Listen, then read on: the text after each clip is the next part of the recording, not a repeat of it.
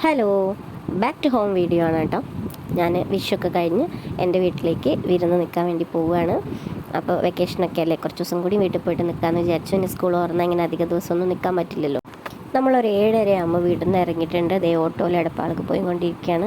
പാറുമോള് ഭയങ്കര ഹാപ്പിയാണ് കേട്ടോ, രാവിലെ തന്നെ ഓട്ടോയിലൊക്കെ പോണ കാരണം. അതേ നമ്മളിപ്പോൾ എടപ്പാൾ എത്തിയിട്ടുണ്ട്.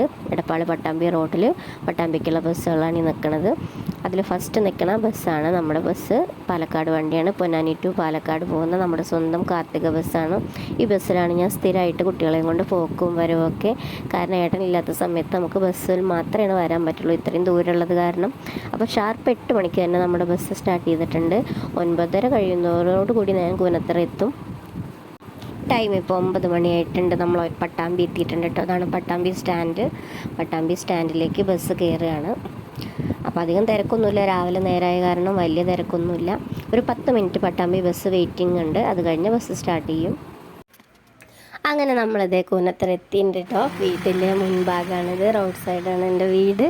ഇതേ നമ്മളങ്ങനെ വെക്കേഷന് വീട്ടിലേക്ക് എത്തി. ആരും പുറത്തൊന്നുമില്ല കേട്ടോ, കാരണം നമ്മൾ ഇത്ര നേരത്തെ വരും എന്നുള്ളത് ആർക്കും അറിയില്ല.